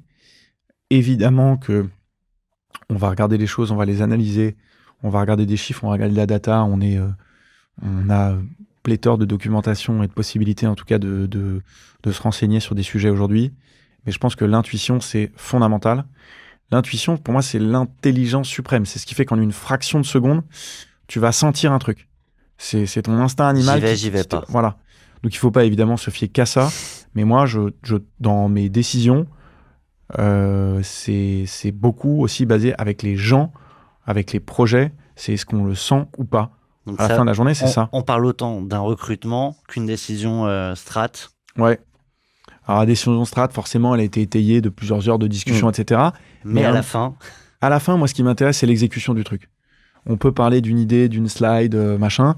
Ce qui m'intéresse, ça, c'est mon côté très product experience, c'est qu'on le réalise et qu'on le fasse extrêmement bien. Et si j'ai pas l'intuition qu'on va pouvoir le faire extrêmement bien, on va discarder le truc, ou ensemble, évidemment, c'est une décision collégiale, mais ou alors, à l'inverse, si je me dis, mais ça, c'est sûr qu'on va faire une différence avec, quand bien même je ne sais pas exactement, parfaitement comment cette feature va évoluer dans 2-3 ans, il y a un truc à creuser, on va essayer d'y aller. Et est-ce que ça, c'est des objectifs que vous fixez en tant qu'équipe? Parce que du coup, c'est un peu qualitatif. Comment est-ce qu'on arrive à être satisfait? Alors, on a, nous, je pense, je ne vais pas te donner de chiffres, mais je pense que tu as 50-60% des gens dans la boîte, c'est des ingénieurs, 80% du COMEX. Donc, on a une rationalité qui est de base extrêmement forte. On a des OKR trimestriels dans lesquels on a fixé tous les objectifs. On a une roadmap dans laquelle chaque feature, elle a un objectif, elle est disséquée, etc. Donc, on a en fait ce socle de rationalité, évidemment. Mais ce qui est important, tu vois, quand on parle d'expérience utilisateur. Je vais te donner un exemple tout bête. Les gens, ils sont rassurés quand ils voient qu'il y a plusieurs points de charge sur une station. parce qu'ils se disent, s'il y a, 6-8 points de charge, il y en a bien un qui sera disponible. Donc en fait, on a tous l'intuition, nous qui sommes en voiture électrique, qu'en fait, si on met plutôt 6 ou 8 points de charge plutôt que 2 ou 4, on va avoir un facteur d'attractivité qui est plus important. Si tu mets ça dans un Excel, tu prends une demande de 10 charges par jour en 2025. Tu la mets sur 2 bornes au lieu d'une borne. Ton taux d'activité et ton taux d'utilisation par borne, en fait, il est divisé par 2. Tu es d'accord? Et donc, en fait, ton ROI, ton TRI par borne, il est divisé par 2. Mais ça, c'est le Excel qui te dit ça. Parce que le Excel te dit... Mais tu n'as pas la réaction du consommateur, disons, de l'utilisateur face à la station, c'est ça? Mais ça prend pas en compte, effectivement, le fait que ta borne, peut-être que 2 bornes, au lieu de faire 10 en 2025, elles vont faire 15, tu vois. Et ça, c'est important, du coup, d'apporter ça. Donc, c'est juste un petit exemple. Ouais, c'est un très bon exemple. Et ça, c'est l'intuition. Ouais, l'intuition, ou en tout cas, le ressenti d'utilisateur. Et je pense que tu demandes à n'importe quel utilisateur de voiture électrique, tu lui dis, si tu vas sur la borne, là, il y a 2 points de charge, il va dire, je suis pas sûr de me faire des tours de 5 minutes. Moi, quand je travaillais dans le marketing un peu grande consommation, il y avait un exemple assez étonnant chez Danone où ils avaient regardé les yaourts et s'est rendu compte que personne n'achetait les yaourts à la cerise, globalement un goût un peu clivant et les gens ne l'achetaient pas. Donc, ils voulaient arrêter les yaourts à la cerise, mais ils se sont rendus compte que si tu avais la variété des différents goûts, y compris avec des yaourts à la cerise associés, je sais pas, aux autres goûts, c'est quand même toujours celui qui reste à la fin dans le frigo. Oui, mais pour autant, le taux de transformation était plus important parce qu'il y avait, je sais pas, probablement une vision, une expérience d'expertise. Mais ça, il faut le prendre en compte. Voilà. C'est psychologique. Et il faut, en fait, l'intuition, je vais ramener ça aussi à la vision et la direction que tu veux pour ton entreprise. On a dit, on est dans un business d'infrastructure, donc c'est un business de long terme. Donc à terme, tu préfères doubler le nombre de prises que de... Ouais, non, mais de manière générale, sans parler de cet exemple-là, il faut qu'on se dise, nous, notre ADN, c'est ça qu'on veut faire, voilà le cap, voilà la direction qu'on va prendre, et c'est comme ça qu'on veut opérer en tant qu'Electra, c'est l'image qu'on veut renvoyer. Et donc ça nécessite que dans ce chemin, il y a des moments où tu vas aller un peu contre la décision purement excelisée parce que tu as une vision qui s'est superposée à ça et une conviction forte. Et je rappelle quand même que votre objectif qui a été annoncé dans la presse au moment de la grosse levée de fonds de cette année, c'est 15 000 points de charge d'ici 2030. Donc, absolument. Donc il y a une feuille de route qui est très quantitative aussi. Et on en a 2000 aujourd'hui. Et alors, comme moi, je dois tenir la feuille de route du timing, libérer notre invité à temps, je vois tout ce qui reste, je suis obligé. Typiquement, celle-là, tu vas répondre qu'en partie. Hello Aurel. Écoute, j'ai toujours été assez impressionnée, voire même fascinée par ton énergie à créer, à entreprendre, à monter des boîtes comme Electra. Tu es un homme de projet, que ce soit dans le pro, dans le perso, c'est vraiment ce qui t'anime. Donc ma question pour toi aujourd'hui, c'est de savoir quel est le projet dont tu es le plus fier et peut-être aussi quel est le projet de tes rêves, un projet fou que tu réaliseras peut-être un jour. Je t'embrasse. Et alors perso, je préférerais avoir le projet fou. Sauf si tu es capable de répondre à la première question en une phrase. En une phrase, le projet dont je suis le plus fier, donc c'est ma femme Héloïse, c'est ma famille, mes 3 filles, et ce qu'on a construit, je pense, avec Héloïse. Et sur le projet le plus fou, j'aimerais qu'on arrive à décarboner l'aviation un jour. J'ai une schizophrénie qui est que je peux pas imaginer que dans un monde où on a besoin de voyager, quoi. On ne soit pas uniquement privatif, c'est ça ce que je veux dire. On a besoin de voyager, on a besoin de se frotter à d'autres cultures, on a besoin de s'ouvrir, qu'on ait un conflit intérieur parce qu'en fait, il y a une empreinte carbone énorme. Si on arrivait à réconcilier ça sur le long terme, je pense que ça serait merveilleux. Ça serait génial. Merci pour la réponse courte et en même temps très, très claire. Et inspirante. Je te propose de passer à ta claque. Waouh! J'annonçais tout à l'heure une claque aller-retour. Je te propose donc de prendre une perso et une pro et de nous la partager. Ah, c'est moi qui... Donc, il n'y a pas de question là. Non, mais en fait, on aura un petit générique qu'on va rajouter. Donc, la claque perso et pro. En fait, c'est parce qu'au global, tu sais, souvent, les gens se disent, OK, on présente un entrepreneur et tout va bien, il est super, toi, tu es souriant et ça. Mais en fait, la réalité, c'est que voilà, y a eu des embûches, il y en a eu plein. Et c'est intéressant de montrer aussi comment on s'en relève. Claque pro, rapidement. Donc, chez Cheers en 2015, on fait notre série A avec Serena et Serena Capital qui finance en 2000. On fait une levée de 6 millions d'euros à l'époque. On ouvre plusieurs pays et on se dit que ça y est, on va devenir l'imprimeur numéro 1, on va remplacer Kodak, on va être dans les téléphones de tout le monde. On va même faire grandir le marché de la photo, puisqu'en fait, un peu comme Spotify a fait grandir le marché de la musique, les gens vont pouvoir imprimer facilement, donc le marché va grandir. on se raconte plein de belles histoires. Énorme tarte monumentale, on allait trop vite dans trop de pays en même temps, on n'a pas assuré les fondamentaux, on a pêché par excès de confiance. Cramer trop de cash. Cramer beaucoup trop de cash, donc on a dû déboucler l'Angleterre notamment, fermer les bureaux qu'on avait ouverts là-bas. On a dû réduire la voilure au niveau de l'équipe, grosse claque, et ça nous a remis les pieds sur terre très très vite. Donc ça a été une bonne claque professionnelle. Voilà.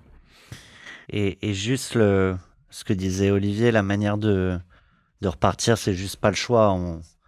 On est tombé un peu bas, hop, on repart. Bah, la manière de rebondir, c'est déjà, soyons lucides sur le constat en fait.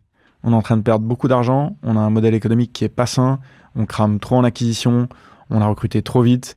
Déjà, en fait, ça faut le faire ce bilan parce que sinon, tu peux pas prendre les bonnes mesures derrière. Et puis ensuite, derrière, t'as pas le choix, t'es obligé de réduire.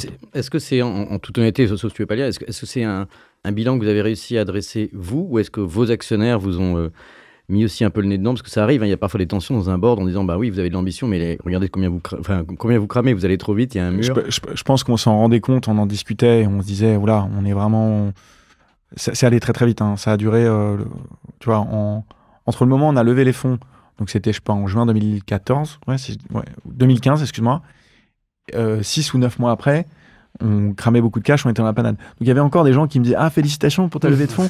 Et moi je vais dire mais m'en parle même pas en fait. Quelle levée de fonds? On n'a pas levé. On n'a pas levé, il y a déjà plus d'argent. Donc ça va vite, hein. C'est ce fameux cash is king. Voilà. Et c'est crucial. En plus, c'est intéressant que tu en parles aujourd'hui parce que comme on le sait avec Thomas, là en ce moment il y a quand même une crise économique globalement pour les startups qui ont levé beaucoup d'argent et qui l'ont dépensé très très vite sur des valorisations, etc. Donc on peut peut-être noter que soit il a annoncé qu'il était rentable là, il n'y a pas longtemps et que tout le monde n'y croyait pas il y a encore un an. Il est Loïc, chapeau bas, monstrueux, superbe boîte. Il a fait du build-up aussi, ce qui est un facteur clé de succès quand on se fait bien. Donc juste pour revenir à ta question...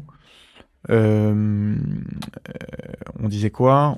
On disait... Non, mais sur le burn rate et sur la prise de conscience que ça peut aller très très vite. C'est une bonne question. Donc, oui, on s'en rendait compte, mais les actionnaires nous ont quand même un peu aidés à dire attends, les cocos, il faut dresser le bilan plus vite. Oui, ils te mettent plus le nez dans la feuille, quoi. Et ce qui est bien. Mais ça s'est fait de façon... C'était pas conflictuel. Parce que nous, on avait compris quand même que, voilà... Mais tu as un peu de wishful thinking dans lequel tu te dis non, mais on crame beaucoup, mais c'est parce que là, le marché en ce moment, ça va pas bien, mais demain, ça ira mieux. Non. Parce qu'il y a beaucoup de situations, y compris aujourd'hui, où les entrepreneurs se disent bon, voilà, on suit notre truc et que ça, on a un plan. On a un plan. Et à un moment, c'est important d'avoir un plan. On a un plan, mais ce qui est important, c'est que parfois aussi, tu dis, voilà, nos actionnaires, s'ils nous suivent, ils remettront de l'argent s'il faut faire un bridge. Et de temps en temps, les actionnaires, ils disent, attendez, nous, on vous aime bien, mais on ne mettra pas d'argent si ça continue comme ça. Des fois, donc, d'un seul coup, ça fait boum. Quand tu vas au bout du plan, ça plante. C'est un peu l'idée. On a un plan, c'est pas planter. C'est le plan et le plantage. D'accord. Il y a un autre sujet qui est plus perso et on imagine rarement à quel point le sujet de la santé du dirigeant, en fait, est clé. Et je crois que c'est ton sujet, donc j'en vois comme ça pour gagner un peu de temps. Mais c'est ta claque perso, ça. Moi, c'est ma claque perso. Comment tu sais ça? Je le sais. Non, moi, j'ai eu des... Pardon, j'ai eu des immenses... Enfin, j'ai eu des gros problèmes de cordes vocales. Alors, ça paraît, là, t'as l'impression que j'ai eu une angine, mais en fait, c'était quand même assez sérieux. Je suis un patient de nature dans la vie. Donc, j'ai eu un nodule sur une corde vocale. Donc là, on est en 2020. Et puis, comme je suis impatient, je suis allé voir un gars qui m'a dit « Mais je t'opère la semaine prochaine, je te le fais vite fait. » Et en fait, il m'a mis un coup de laser trop profond dans une corde vocale qui, du coup... Donc, je pouvais plus parler. Pendant 2 mois et demi, 3 mois, je pouvais pas parler. Pendant 2 mois et demi, oui, ça commence à être... Donc, c'était assez long. Et là où j'ai eu une claque très violente, c'est que donc, en... 1 mois et demi après, donc je suis allé voir une chirurgienne experte des cordes vocales, parce que c'est un truc assez particulier, et qui m'a dit, écoute, t'as une corde vocale qui est cicatricielle, et je suis pas sûr que tu pourras reparler un jour. Donc là, t'imagines, j'étais à l'hôpital Tenon, dans le 19e, je suis descendu de là, et je me suis dit, en fait... en une semaine, tu vois, pour une décision à la con, parce que je fais confiance au médecin, que le mec m'a dit, vas-y, je te fais ça vite fait, bien fait. C'est comme apprendre que tu peux devenir aveugle ou que tu perds un membre, ou enfin. Ouais, c'est un peu, c'est vraiment de cette nature-là. physique, ouais. Donc ça a été très violent. J'ai mis beaucoup de temps à m'en remettre. J'ai dû faire des injections de graisse dans la corde vocale. J'ai eu beaucoup de traitements, des corticoïdes énormément, etc. Et petit à petit, c'est revenu, mais c'est pas encore nickel parce que j'ai encore des douleurs, etc. Mais voilà. Nous, on trouve que tu as une très belle voix, très radiophonique. Mais au-delà de s'en remettre physiquement, est-ce qu'il y a un moment où tu as accepté que peut-être tu ne reparlerais pas? Et comment tu te enfin, tu vois, t'es obligé. Un entrepreneur qui projette à peu près tout dans sa vie quotidienne de dirigeant, t'es obligé de te dire, attends, mais ça va être quoi ma vie si je parle plus? Et comment essayer de se trouver des stratégies, quoi. J'avoue, hein, j'ai jamais accepté le truc. Je me suis dit, en fait, il faut que je passais, sans déconner, hein, je devais passer 2 voire 3 heures par jour sur Internet à regarder. Tu vois, typiquement, Larry Page, donc, qui est un fondateur de Google, il a une paralysie des 2 cordes vocales. Donc, initialement, il y en avait une qui était paralysée. Donc, ça, c'est neurologique, en fait. Tu n'arrives plus à faire bouger tes 2 cordes vocales.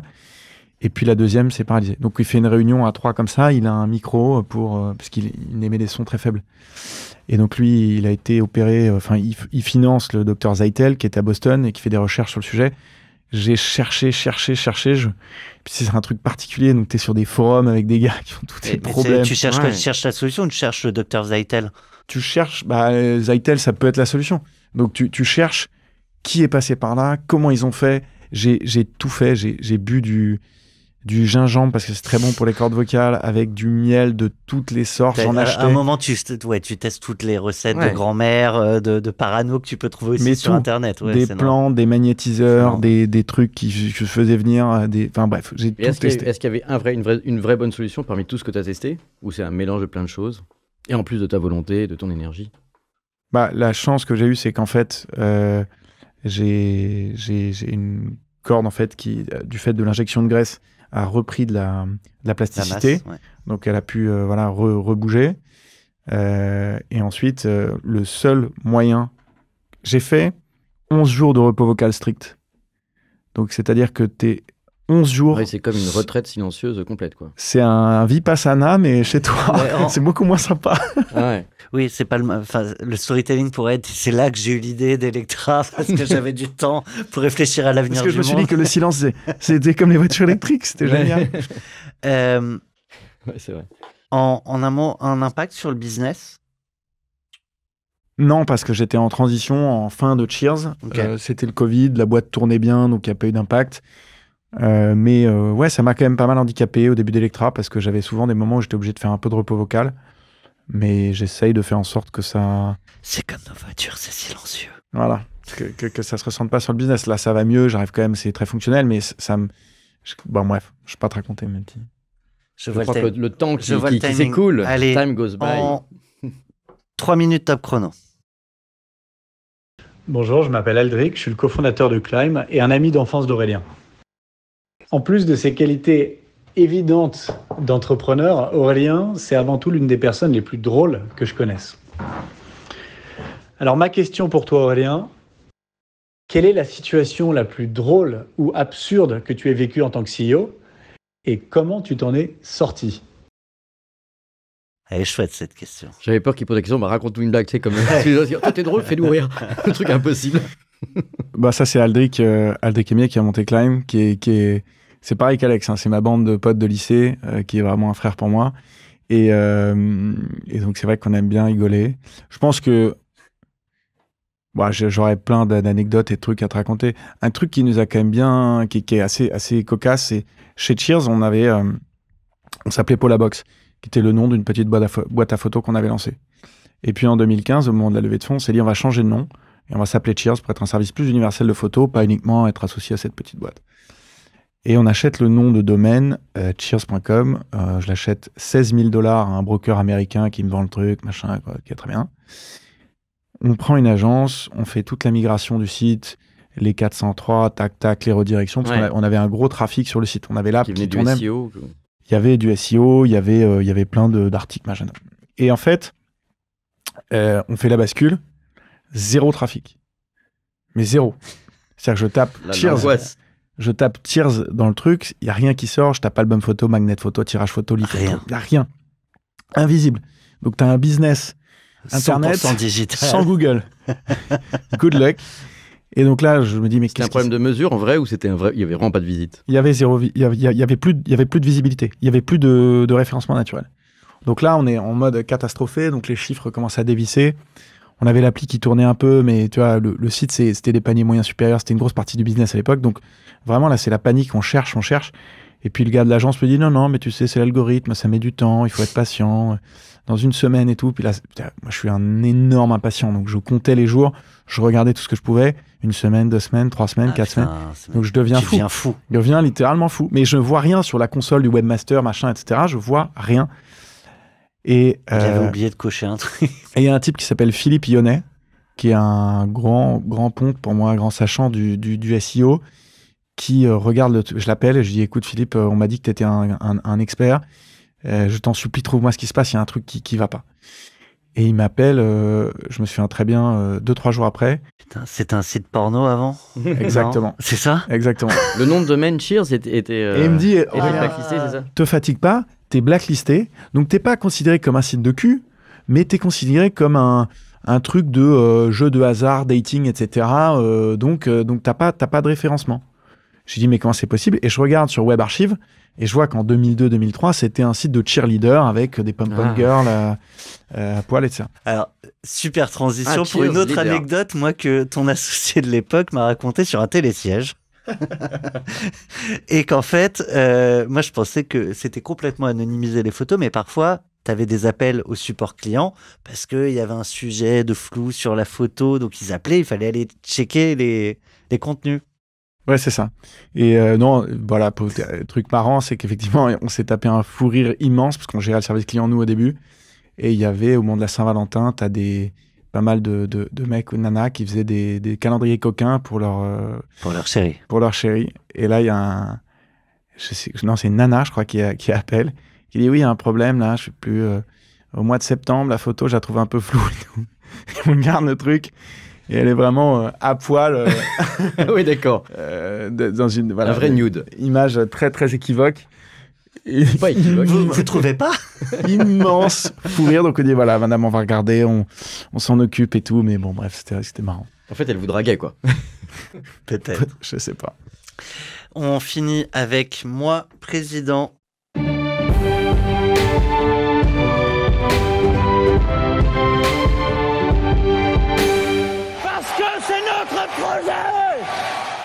Je te donne les pleins pouvoirs. Tu fais ce que tu veux de notre pays. Tu fais quoi? Alors, voiture électrique obligatoire pour tout le monde. je plaisante. La dictature écologique. Non, je plaisante. Moi, un des sujets qui me tient pas mal à cœur, c'est que chez Cheers, on a monté une unité de production avec on avait 45-50 personnes dans ce qu'on appelait la factory, qui était à la prod. Et moi, je passais beaucoup de temps là-bas, puisque donc on allait aider pendant les périodes de Noël, et puis j'y allais toutes les semaines. Et il y avait vraiment, je trouve, une dichotomie entre le bureau qui était dans le 9e arrondissement, où on faisait du télétravail, on prenait un petit café, etc. Et puis quand même un univers de production, même s'il était sympa, où tu avais du bruit, les gens commençaient à 6h, 7h du matin, ils étaient debout toute la journée. C'est pas les mêmes conditions. C'est pas du tout les mêmes conditions de travail. Et donc je pense pour moi, il y a une question sans faire de grands mots, de grands plaidoyers, mais de justice sociale sur un sujet qui est, oui, quand tu es ouvrier, dehors, sans climatisation, sans chauffage, ou même à l'intérieur, mais debout toute la journée, avec du bruit, avec des conditions de travail un peu répétitives, évidemment que sur des sujets de retraite, sur des sujets même de cotisation sociale qui doivent être allégés, je pense que pour rendre ces métiers plus attractifs, évidemment, déjà, il faut des conditions correctes et des employeurs qui s'en rendent compte, mais il faut aussi qu'on avantage ces métiers-là. Je pense, voilà. Donc, il faudrait qu'on prenne un certain nombre de mesures, typiquement que ces gens-là puissent partir à la retraite plus tôt. Ça me semble une évidence. Et à l'inverse, que ceux qui sont dans les bureaux chauffés et climatisés, peut-être qu'ils partent à 65, 66, et puis que les autres qui partent à 58, 60. Il y a plus de différence. Ouais, mais il est censé y en avoir un petit peu quand même avec les notions de pénibilité, mais toi, tu voudrais qu'il y ait plus de relief, finalement, c'est ça là. Je voudrais que ça soit mieux pris en compte, parce que je trouve qu'en fait, depuis 2020 et depuis le télétravail et les remote, il y a une accentuation, pardon, c'est peut-être tellement, mais du décalage entre j'ai un métier où je suis tous les jours sur site à 6h du matin et un métier où tu es sur un métier de bureau qui est plus confortable. Je crois que peut-être, moi je pense que tu as raison, mais je suis pas là pour donner mon avis. C'est surtout qu'il y a une question de la pénibilité qui est aussi évolutive dans le temps, parce qu'on a beaucoup observé ça quand on regarde avec France Digital. On dit, quand tu es dans une start-up, c'est pas pénible, et puis ils disaient, un cheminot, par exemple, le métier de cheminot, et je n'ai rien contre les cheminots, je les trouve super, mais ça a quand même changé. C'était beaucoup plus pénible. Mais bien sûr. Quand il y avait du charbon, et quand maintenant on est dans un train électrique, c'est plus les mêmes conditions de travail. Mais je vous donne juste un chiffre. L'espérance de vie d'un ouvrier en France, elle est de 10 ans inférieure à la moyenne nationale. Ah oui. Donc ça, il faut absolument le prendre en compte. Là, il n'y a pas besoin d'intuition. C'est chiffré, c'est évident. Voilà. Ouais. Donc... c'est dit, c'est pas pour rien. On sent le politicien qui sommeille. On finit juste, tu nous cites la Sista que tu as choisie pour passer au studio très bientôt, au micro de Solène. Tu choisis. Tu m'en as proposé. J'en ai proposé deux. Tu m'en as proposé deux. Tu en choisis une. Je me permettrai pas de choisir. C'est celle qu'on invitera ensuite. Je pense que Sophie de La Belle Expérience, elle a énormément de choses à te raconter. Sophie Darrière, ouais. Sophie Darrière, elle a monté une boîte fabuleuse, qui est une boîte d'archi qui avait fait nos bureaux d'ailleurs, qui cartonne. Et c'est une sacrée nana, donc je pense que vous allez passer un bon moment. Tu peux lui poser une question en t'adressant à elle. Sophie, écoute, la question que moi je voudrais te poser, c'est comment est-ce que tu arrives à allier à la fois la partie créative de ton métier, qui est vraiment sur la partie design archi, qui est plutôt ton ADN de base, à la partie business, parce que je sais que les circonstances ont fait que tu gères aussi cette partie business maintenant. Comment est-ce que tu arrives à allier les deux, à pas perdre cette partie créativité design? Merci Aurélien, on comprend qu'il y a des sujets à aller chercher. Je te laisse te lever, le temps de remercier tout le monde. C'était un plaisir de t'avoir. On aurait pu passer 2 heures de plus. On a démarré un peu en retard à cause de petits soucis techniques. On te laisse filer. Quant à vous, merci de nous suivre. Toujours merci plus nombreux. Depuis quelques temps maintenant sur YouTube. Donc merci pour les heures de visionnage et milliers d'heures de visionnage. N'hésitez pas à partager au plus grand nombre. À très bientôt. Feuille blanche.